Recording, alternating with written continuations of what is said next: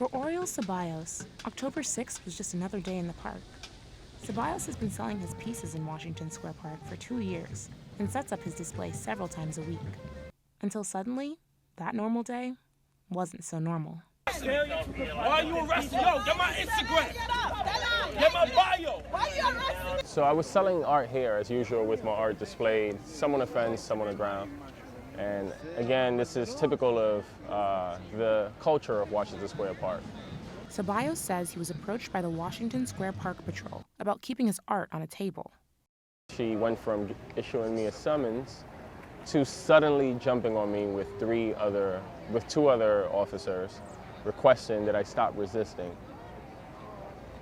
But she missed the first step, like, why are you arresting me? What was the probable cause? What provocation that I've given you? Was I a threat? Like, these are all things that lead to an extreme act like arrest. Artists like Ceballos have been selling art here for years, contributing to the park's famous creative culture. To regulate the art selling process, New York City Parks has a set of rules in place called Expressive Matter. One of these rules bans artwork being sold on the ground, which Ceballos was not in compliance with. In a witness video, Ceballos is seen being tackled to the ground by park patrol officers. Initially approached for his rule violation, the situation quickly escalated to a violent confrontation that attracted a crowd of witnesses and led to park police calling for backup. Witnesses are heard screaming for the officers to stop, and Ceballos was taken away in handcuffs. While Ceballos agrees that there should be rules in place, his issue lies with Park Patrol's unfair patrolling and quick escalation to using excessive force over a small violation. They should have the ability to arrest a person because they are patrolling and their lives are endangered, right? So this is why I feel like this injustice was unnecessary, because I've seen you can just do an investigation of the amounts of fights that people have had. There are street performers in here that have like pushed and shoved little kids, and I have never seen that person get dealt with the way that I was dealt. In a statement, New York City Parks said the following: "The individual became aggressive and uncooperative, would not provide identification when instructed, and failed to comply to the direction of the officer, which led to the attempt to arrest."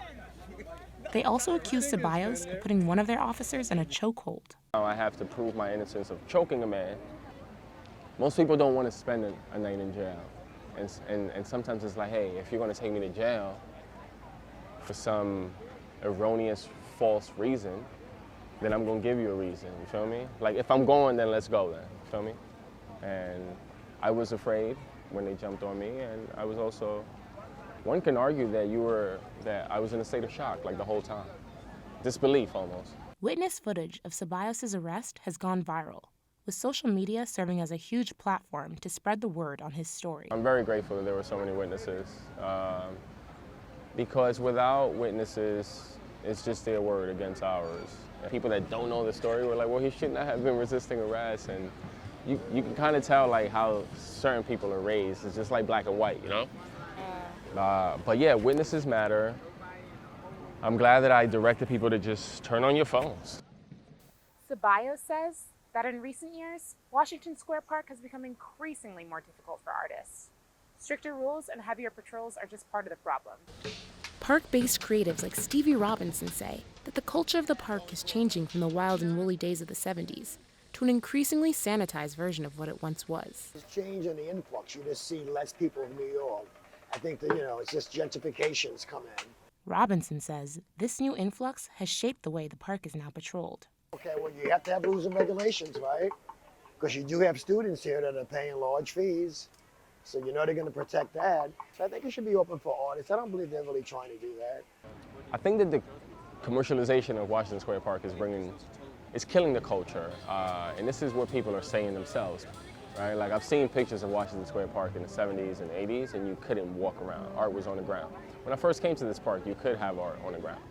So I feel like it probably was easier before. Looking forward, Ceballos hopes that the future of street art won't be hindered by intense targeted patrolling. If people want art on the ground, it should be on the ground. People are just yearning for creativity, so by limiting everyone to display a certain way, you're now limiting even the way a person chooses to display their art. You feel me? You're limiting a 14-year-old who might want to pull up after school with a book bag and some print. It's just inaccessible to carry a table and all that stuff. So some laws are bad. Some policies just don't work. This is one of them.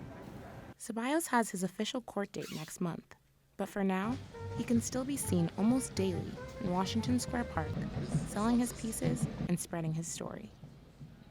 For NYU Now, I'm Annabelle Lubway.